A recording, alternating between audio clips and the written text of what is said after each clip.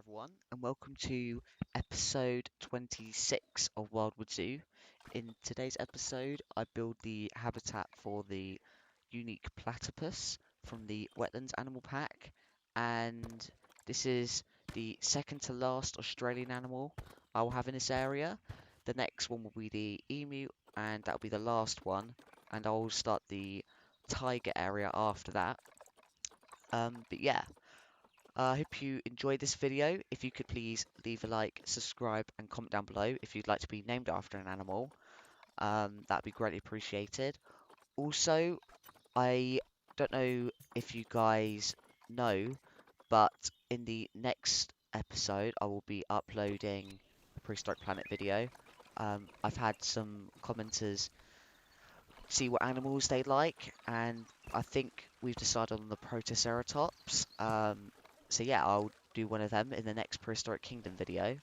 I always get that confused with Prehistoric Planet, I don't know why. Anyway, I will pop in the middle of this video to share some platypus facts, because they are the most unique animal on Earth in my opinion. And yeah, I'll pop in at the end too. See you then. Bye.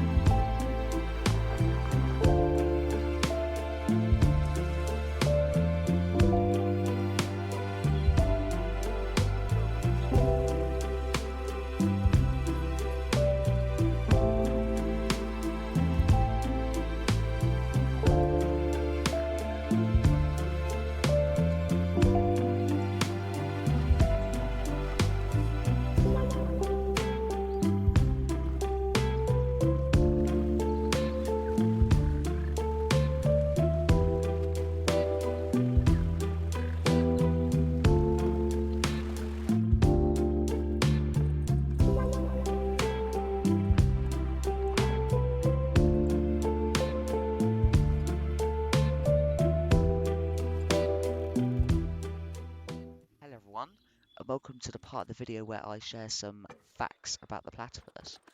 So, they are probably the most strangest animal I think in the world, I would say.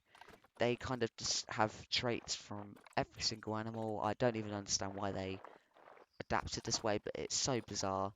But yeah, I share some basic facts. Obviously, the platypus lives in Australia, mostly the eastern part, ranging from cold highlands to tropical rainforests. I've done a more coastal habitat here, but I also put a stream down the middle, which I decide to put in at a later date. I had some struggle with that, but it's fine. They spend most of their time in the water, which means they are like they go in the water and out of the water, so they're semi-aquatic. And they live by the water, so they have burrows on the riverbank, which is where I've put their burrow in the habitat. I kind of like this. But yeah, it's where they get their food. So, talking about food, um, they have a interesting diet. They eat mostly small crustaceans, so like shrimp and crayfish, but they also do go for like insect larvae and stuff like that. Um, they are an animal which has sadly more predators than their prey, I would say.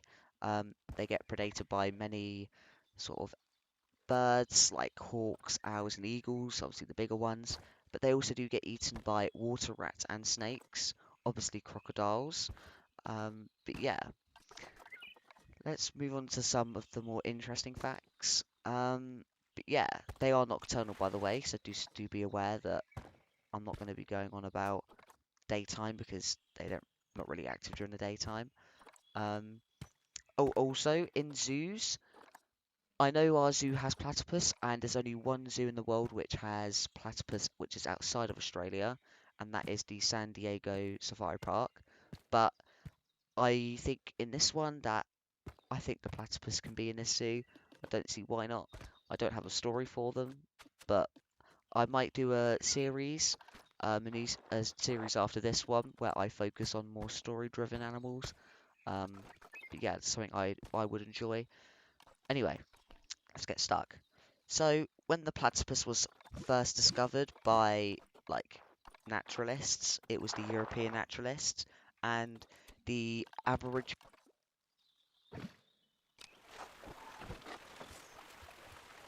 Sorry about that. The Aboriginals kind of said that there was this animal, duck bills, like web feet, brown, small, weird animal, and they thought this is fake. There's no way this animal has these traits from all the animals they knew before, which was very basic. This was quite recent.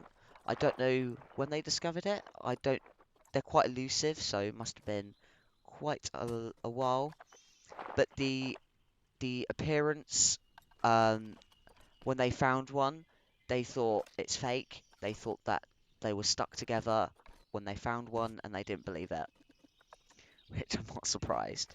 So the platypus is also a monotreme, which there's only two of them in the world.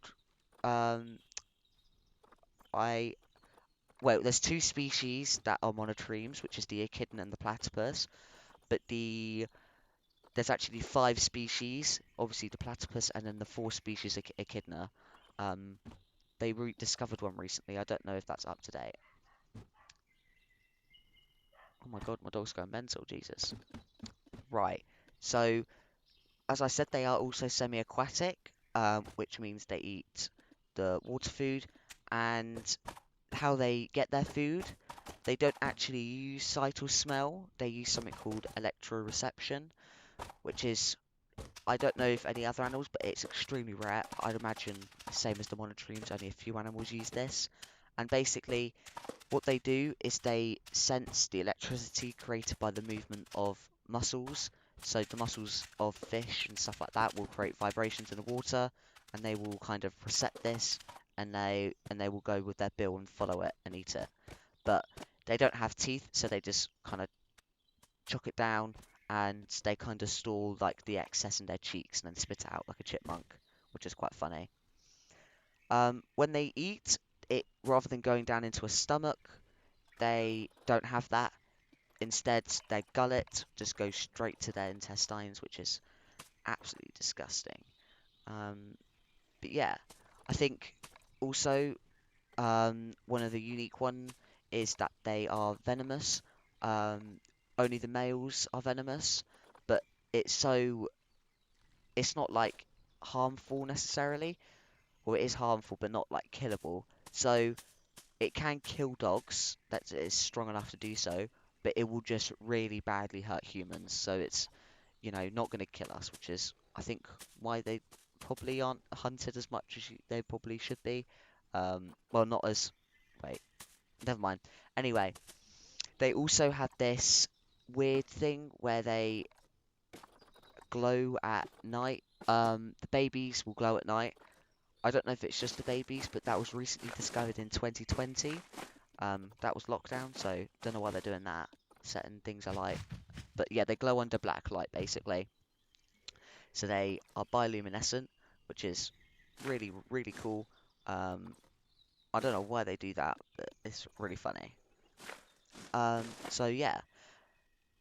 So as I said, they are monotremes, so they lay eggs, and when the babies hatch from the eggs, they are they have a egg tooth, and they are blind and hairless, and they are called puggles, which is I don't know why they called them that.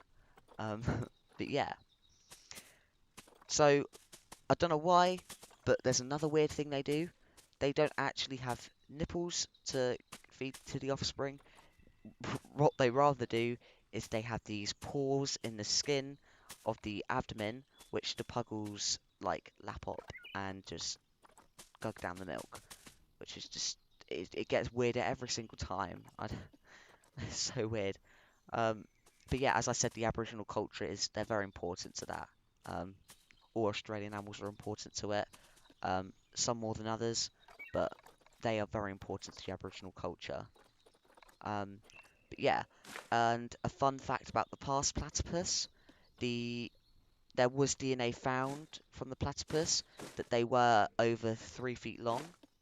In 2013, they found a platypus tooth, a prehistoric one, that was so big that they could estimate that it was over 3 feet long, which is either it was 3 feet long or that platypus just had a large tooth.